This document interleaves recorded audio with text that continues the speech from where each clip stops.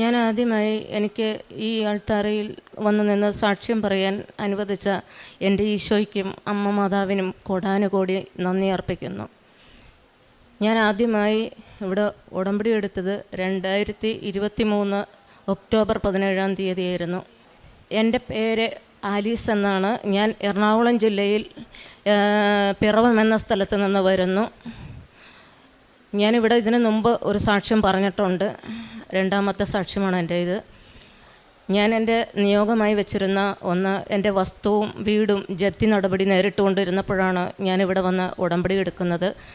പിന്നീട് രണ്ടാമത്തെ എൻ്റെ നിയോഗം എൻ്റെ മകളും ഞാനും തമ്മിൽ തെറ്റിയുള്ള ജീവിതമായിരുന്നു.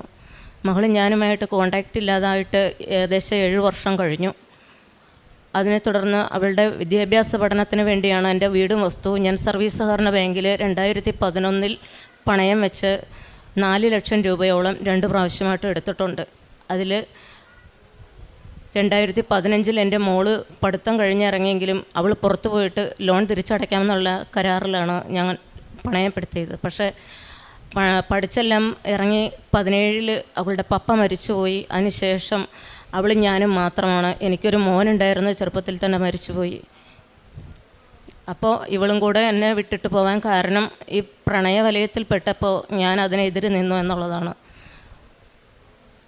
അവൾ എന്നെ അംഗീകരിക്കുകയോ വസ്തുവിൻ്റെ ലോൺ തിരിച്ചടയ്ക്കുകയോ ചെയ്യില്ല എന്ന് എന്നോട് വാശി പിടിച്ച് അവളിപ്പോൾ 4 വർഷം സൗദി അറേബ്യയിൽ BSc നഴ്സായിട്ട് സ്റ്റാഫ് വർക്ക് ചെയ്തു.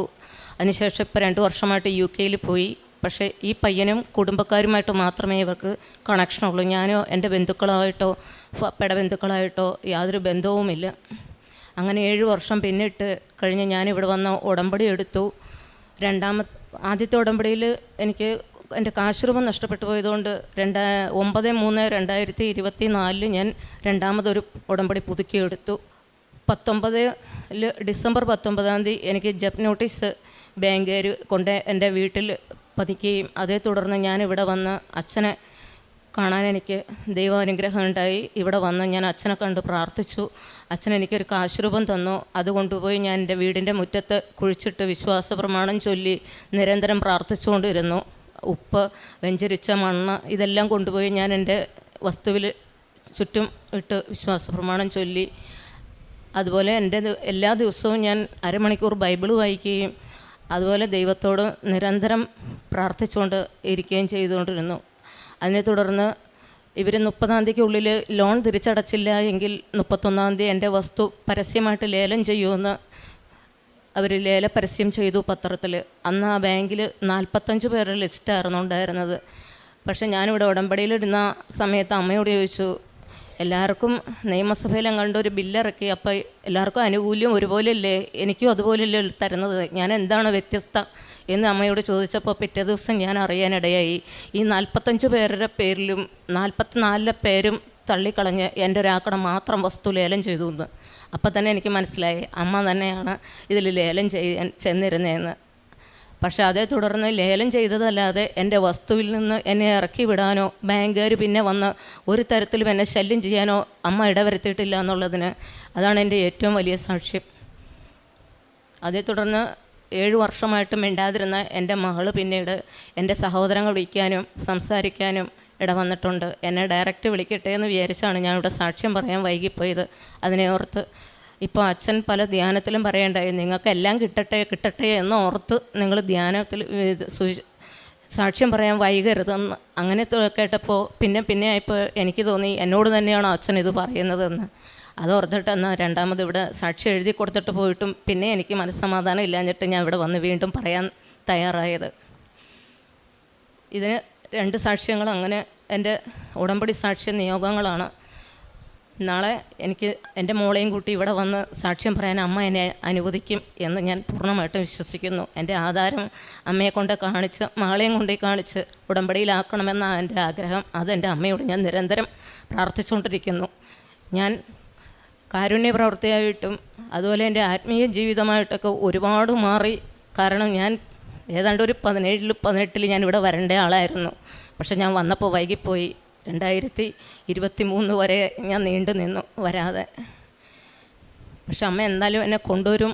അതിന് നമ്മൾ ഈ ഉടമ്പടി പത്രവും അല്ലെങ്കിൽ ഒരാൾക്ക് കൊടുത്താൽ പോലും അത് വെച്ച് നീട്ടിയിട്ട് ആ ആൾ വാങ്ങിച്ചില്ലെങ്കിൽ പോലും തീർച്ചയായിട്ടും ആ ആളെ അമ്മ ഇവിടെ കൊണ്ടുവരും എന്നുള്ള കാര്യത്തിൽ ഒരു സംശയവും ഇല്ല എനിക്ക്. കാരണം ഞാൻ പത്രം കൊടുക്കുമ്പോൾ എല്ലാവരോടും പറയും എല്ലാ കാര്യങ്ങളും. കാരണം ഞാനിവിടെ വരാൻ വൈകിപ്പോയത് എനിക്ക് കിട്ടിയ അറിവിൻ്റെ കുറവിലാണ് എന്നെനിക്ക് മനസ്സിലായി. പക്ഷെ ഞാൻ പത്രം കൊടുക്കുമ്പോൾ എനിക്ക് കിട്ടാതെ പോയ അറിവ് എല്ലാവർക്കും ഉണ്ടാവാൻ വേണ്ടിയിട്ട് എൻ്റെ അനുഭവങ്ങളും എല്ലാം എനിക്കറിയാവുന്ന വചനങ്ങളും പങ്കുവെച്ചുകൊണ്ട് ഞാൻ അവരോട് പത്രം ചിലപ്പോൾ ഒരു അരമണിക്കൂറൊക്കെ നിന്ന് വേണം ഒരു പത്രം ഞാൻ ഒരാൾക്ക് കൊടുക്കാനായിട്ട്. അങ്ങനെയൊക്കെ ഞാൻ കൊടുക്കുന്നത്. അതുപോലെ തന്നെ ഇവിടുന്ന് പത്രം വാങ്ങിച്ചുകൊണ്ട് പോയാൽ വീട്ടിൽ കൊണ്ടുപോയി ഉടമ്പടി തൈലം കുരിശിട്ട് ഉപ്പിട്ട് പ്രാർത്ഥിച്ച് ഈ പത്രം ഞാൻ ഓരോ വ്യക്തികളുടെ അടുത്തും വിശ്വാസ പ്രമാണം ചൊല്ലിയാണ് കൊണ്ടു കൊടുക്കാറ്.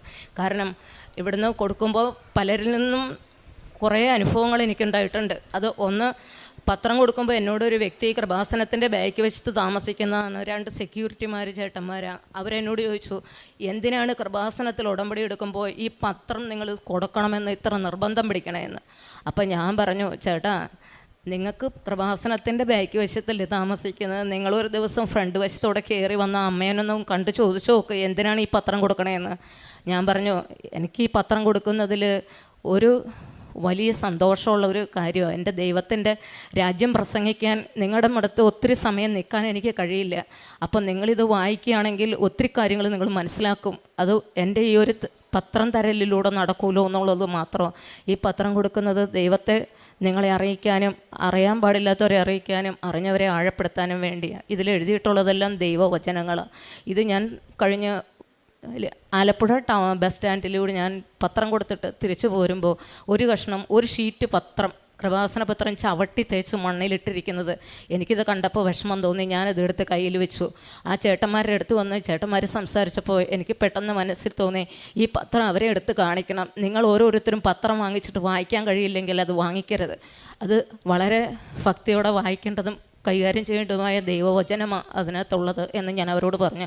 എന്നിട്ട് പറഞ്ഞു, ഈ പത്രം റോഡിൽ കിടന്ന് അരഞ്ഞു കിട്ടിയതാണ്, ഇതെടുത്ത് ഞാൻ എൻ്റെ ബാഗിൽ സൂക്ഷിക്കും. കാരണം ഇതെൻ്റെ ദൈവത്തിൻ്റെ വചനമാണ്.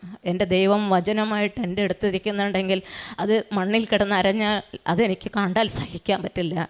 അതുകൊണ്ട് ഞാനതെടുത്ത് എൻ്റെ ബാഗിലും എൻ്റെ കയ്യിലും സൂക്ഷിക്കും. അതുപോലെ പത്രം കൊടുത്ത പലരും എന്നോട് ചോദിച്ചു, നിങ്ങളിത് വായിച്ചു കഴിഞ്ഞിട്ട് ഞങ്ങൾ എന്ത് ചെയ്യണം? ഇത് ഒരുപാടായി എൻ്റെ വീട്ടിൽ. ഞാൻ പറഞ്ഞു, നിങ്ങളുടെ വീട്ടിൽ എന്തെല്ലാം സാധനം വിലപ്പിടിപ്പുള്ളത് നിങ്ങൾ വാങ്ങിച്ചു വെച്ചിട്ടുണ്ട്, അതെല്ലാം നിങ്ങൾ ഒരു ഇന്ന സമയം കഴിയുമ്പോൾ എടുത്ത് പുറത്ത് കളയുമോ? ഇല്ലല്ലോ, അത് വീട്ടിൽ സൂക്ഷിക്കുകയല്ലേ എന്ന് പറഞ്ഞ പോലെ അതിലും നന്നായി സൂക്ഷിക്കേണ്ട സാധനമായി ഇത് നിന്ന് നിങ്ങൾ സൂക്ഷിച്ചു നോക്ക്, നിങ്ങൾക്ക് അനുഭവം ഉണ്ടാകട്ടെ, അപ്പോൾ നാളെ നിങ്ങൾ ഇതെന്ത് ചെയ്യണമെന്ന് നിങ്ങൾ തന്നെ തീരുമാനിക്കൂ എന്ന് പറഞ്ഞു. അതെല്ലാം അങ്ങനെ. പിന്നെ ആത്മീയ ജീവിതം എന്ന് പറയണത് എൻ്റെ ജീവിതത്തിൽ ഞാൻ കുമ്പസാരിക്കുകയോ ആഴ്ചയിലൊരിക്കൽ പോയെങ്കിൽ പോയി, അത്രയേ ഉള്ളൂ കുർബാനയിൽ. അങ്ങനെയൊക്കെ ചെയ്തിരുന്ന ഞാൻ ഇന്ന് എല്ലാ ദിവസവും വെളുപ്പിനെ 3 മണിക്ക് എണീച്ച് കരുണക്കൊന്ത ചൊല്ലി ജപമാല ചൊല്ലി അരമണിക്കൂർ ബൈബിള് വായിച്ച് അച്ഛൻ്റെ രാവിലെയുള്ള അനുദിന അനുഗ്രഹ പ്രാർത്ഥന കൂടി, അതുപോലെ എൻ്റെ അതിനുശേഷം കൃപാസന ഉടമ്പടി പ്രാർത്ഥന ചൊല്ലി 6:30 ആകുമ്പോഴേക്കും ഞാൻ എൻ്റെ പള്ളിയിൽ കുർബാനയ്ക്ക് പോയിരിക്കും. കൃത്യമായിട്ട് എല്ലാ ദിവസവും ഇതിങ്ങനെ തന്നെ ഞാൻ ആവർത്തിച്ചു പോരുന്നു. കാരണം എൻ്റെ ജീവിതത്തിൽ ഇന്ന് ഏറ്റവും വലിയ സ്വർഗീയ സന്തോഷമാണ് ഞാൻ അനുഭവിക്കുന്നത് ഈ ഉടമ്പടിയിലായ ശേഷം. കാരണം എൻ്റെ ദൈവത്തെ അറിയാനും എൻ്റെ ദൈവമത്തോടും അമ്മ മാതാവിനോടൊപ്പം ഉള്ള ഈ സഞ്ചാരം എൻ്റെ നിത്യത വരെ തുടരാൻ എന്നെ അനുഗ്രഹിക്കണമെന്ന് ഞാൻ എൻ്റെ അമ്മയോടും ഈശോടും പ്രാർത്ഥിച്ചുകൊണ്ടിരിക്കുന്നു.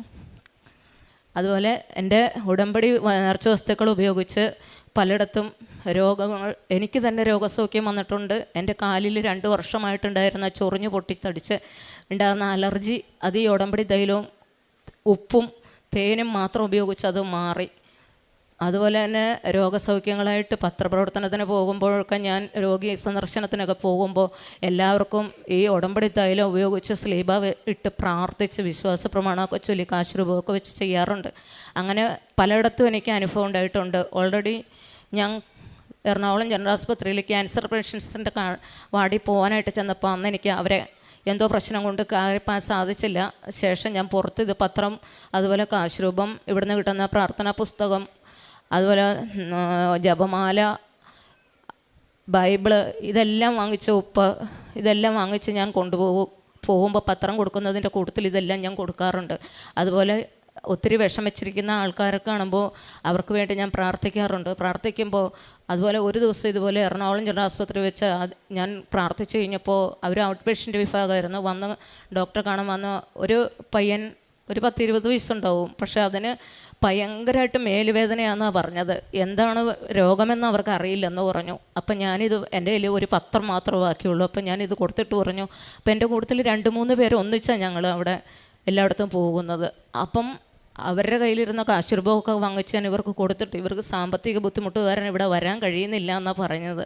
പക്ഷെ ഞാൻ പറഞ്ഞു നിങ്ങൾ എങ്ങനെയെങ്കിലും ഇവിടെ വരണം എന്ന് പറഞ്ഞ് അവരുടെ അടുത്ത് ഇത് കൊടുത്തു കഴിഞ്ഞിട്ട് ഞാൻ പറഞ്ഞു എൻ്റെ കയ്യിലൊന്നുമില്ല തരാൻ, ഞാൻ ഈ തൈലം ഉപയോഗിച്ച് പ്രാർത്ഥിക്കാം എന്ന് പറഞ്ഞ് ആ പബ്ലിക്കായിട്ട് ആ സ്ഥലത്ത് നിന്ന് ഈ കൊച്ചിൻ്റെ നെറ്റത്ത് ഞാനിത് സ്ലീബ വരച്ച് പ്രാർത്ഥിച്ചു കഴിഞ്ഞപ്പോൾ തന്നെ എൻ്റെ ശരിക്കും അമ്മ മാതാവിൻ്റെ ആ സുഗന്ധാഭിഷേകം എനിക്ക് വരികയും അപ്പം തന്നെ എനിക്ക് മനസ്സിലായി അമ്മ ഈ പ്രശ്നത്തിൽ ഏറ്റെടുത്തിട്ടുണ്ടെന്ന്. ഞാൻ ആ പയ്യനോട് അപ്പം തന്നെ പറഞ്ഞു നിങ്ങളുടെ രോഗം വീട്ടിലെത്തുന്നതിന് മുൻപേ മാറിക്കൊള്ളൂ എന്ന്.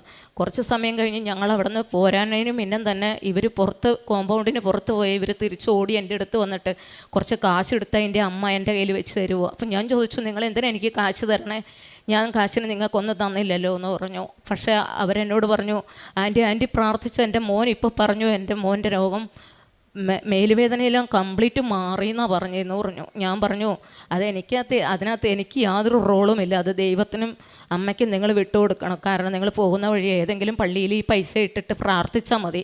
അമ്മയുടെ അടുത്ത് പോയി നിങ്ങൾ ഉടമ്പടി എടുത്ത് കഴിയുമെങ്കിൽ എങ്ങനെയെങ്കിലും പ്രാർത്ഥിക്കുക എന്ന് പറഞ്ഞു. അങ്ങനെ അവർ പോന്നു. എന്താ പറയുക, ഭൗതിക നേട്ടങ്ങളെക്കാളേറെ എൻ്റെ ആത്മീയ വളർച്ചയായിരുന്നു എനിക്കിതിനകത്ത് ഉണ്ടായത്. ഉടമ്പടി വഴി എന്ന് വെച്ചാൽ കുമ്പസാരിക്കാൻ ഞാൻ ആണ്ടിൽ 2 പ്രാവശ്യമൊക്കെ കഷ്ടിയാണ് കുമ്പസാരിച്ചിരുന്നത്. പക്ഷേ ഇന്നിപ്പോൾ ഞാൻ 2 ആഴ്ചയിലൊരിക്കൽ കുമ്പസാരിക്കാൻ തുടങ്ങി. ഡെയിലി പ്രാർത്ഥനയിൽ കുർബാനയിൽ പങ്കെടുക്കാൻ തുടങ്ങി. ഒരു ദിവസം കുർബാനയിൽ പങ്കെടുത്തില്ലെങ്കിൽ എനിക്ക് എന്താണെന്ന് പറയാനറിയില്ല, ഒരു വിഷമമാണ്. കാരണം പിറ്റേ ദിവസം ആ കുർബാനയിൽ ചെല്ലുന്നിടം വരെ എനിക്ക് ആ വിഷമമായിരുന്നു. പിന്നെ എനിക്ക് 6-7 വർഷമായിട്ട് എനിക്ക് ഉറക്കമില്ലാത്ത അവസ്ഥയായിരുന്നു. പക്ഷേ ഞാൻ എന്ന് ഉടമ്പടി എടുത്തോ ഈ വിശുദ്ധ തൈലം എൻ്റെ നെറ്റത്ത് ഞാൻ സ്ലീബ വെച്ച് പ്രാർത്ഥിക്കാൻ തുടങ്ങിയ അന്ന് മുതൽ എനിക്ക് ഉറക്കത്തിന് യാതൊരു തടസ്സങ്ങളുമില്ല. അതുപോലെ തന്നെ ടി വിയിൽ ഏത് സമയവും ഏതാണ്ട് 6:30 മുതൽ 11 മണി വരെയൊക്കെ ഇരുന്ന് ഞാൻ സീരിയൽ കാണുന്ന ഒരു വ്യക്തിയായിരുന്നു. ഉടമ്പടി എന്നെടുത്തോ അന്ന് മുതൽ എൻ്റെ സീരിയൽ കാഴ്ച നിന്നു. കാരണം എൻ്റെ ദൈവത്തോട് ആ സ്നേഹത്തിൽ ദൈവസ്നേഹം മനസ്സിലായി കഴിഞ്ഞപ്പോൾ മറ്റെല്ലാത്തിനേക്കാളും ഉപരി എൻ്റെ ദൈവസ്നേഹമാണ് വലുതെന്ന് മനസ്സിലായി. കാരണം വചനം പറയുന്നില്ലേ, നിധി കണ്ടെത്തിയവനെല്ലാം വിറ്റ് ആ നിധി കണ്ടെത്തിയ പറമ്പ് വിലയ്ക്ക് വാങ്ങുന്നു എന്ന് പറഞ്ഞ പോലെ എൻ്റെ സാമ്പത്തികമായിട്ട് എനിക്ക് ഒന്നുമില്ലെങ്കിൽ പോലും ഉള്ളതെല്ലാം ഞാൻ കൊടുത്ത് എൻ്റെ ഈശോയ്ക്ക് വേണ്ടി പ്രവർത്തിക്കാൻ തയ്യാറായിപ്പോൾ എൻ്റെ ഈശോ ഒത്തിരി കാര്യങ്ങൾ എനിക്ക് ചെയ്തു തന്നുകൊണ്ട് ഇന്ന് ഞാൻ പറഞ്ഞല്ലോ എൻ്റെ ഏറ്റവും വിലപ്പെട്ട ഒന്ന് എൻ്റെ കിടപ്പയിടം അതെനിക്ക് തിരിച്ചു തരാൻ എല്ലാ ബുദ്ധിമുട്ടുകൾ വന്നിട്ടും അമ്മ എന്നെ സഹായിച്ചുകൊണ്ട് തന്നെ ഇനി ഒരിക്കലും ബാങ്കുകാർക്ക് എന്നെ അതിൽ നിന്ന് ഇറക്കി വിടാൻ കഴിയാത്ത വിധമാണ് അത് ലോക്ക് വീണിരിക്കുന്നത്. കാരണം എൻ്റെ വീട് വസ്തുവിൽപ്പെടാതെയാണ് ഞാൻ അന്ന് ലോൺ വെച്ചത്. പക്ഷേ അതിന് ശേഷം വീട് പണിതതാണ്. അതുകൊണ്ട് അവർക്ക് ആ വീട് അതിനകത്ത് പെടുത്താൻ പറ്റിയിട്ടില്ല. അതുകൊണ്ട് വീട് അടച്ചുപൂട്ടാനായിട്ട് അവർക്ക് കഴിയില്ല. എൻ്റെ വീട് ഒക്ടോബർ 31 ലേലം ചെയ്ത് പരസ്യ ലേലം ചെയ്ത് ലേലം ഉറപ്പിച്ചതാണ്. പക്ഷേ ഇന്ന് ഈ സമയം വരെ അതിനകത്ത് നിന്ന് ഇറക്കി വിടാൻ ആരും എൻ്റെ വീട്ടിൽ വന്നിട്ടില്ല, വരികയുമില്ല. കാരണം അമ്മ അതൊരിക്കലും അതിനകത്തോട്ട് കാല് ചവിട്ടാൻ അവരെ സമ്മതിക്കില്ല എന്ന് എനിക്ക് നല്ല ഉറച്ച വിശ്വാസമുണ്ട്. കാരണം എന്താണെന്ന് വെച്ചാൽ വീടിൻ്റെ ഇതിനകത്ത് താഴിട്ട് പൂട്ടിക്കൊണ്ട് പോയിട്ടുണ്ട്. എൻ്റെ വീടിൻ്റെ വസ്തു ലേലമൊക്കെ കഴിഞ്ഞ ശേഷം നമ്മുടെ എറണാകുളത്ത് ന്യൂസിലെല്ലാവരും കേട്ടിട്ടുണ്ടാവും, സന്ധ്യ എന്ന് പറയുന്ന ഒരു പെങ്കൊച്ചിൻ്റെ വീട് അടച്ചു പൂട്ടിക്കൊണ്ടുപോയി MA യൂസഫ് സാർ ഇടപെട്ട് അതിനകത്ത് അതിന് മേടിച്ചു കൊടുത്തു എന്ന്. പക്ഷേ അതുപോലെ തന്നെ ആലുവായിലൊരു ഭിന്നശേഷിക്കാരൻ്റെ വീട്ടിൽ അടച്ചു പൂട്ടിക്കൊണ്ടുപോയി എന്ന് നമ്മളെല്ലാവരും ന്യൂസിൽ കേട്ടതാണ്. പക്ഷേ എങ്കിൽ എൻ്റെ വീട് ഇന്നീ നേരം വരെ അടച്ചു പൂട്ടാൻ ഇടവരുത്തിയിട്ടില്ല എൻ്റെ അമ്മ മാതാവ്.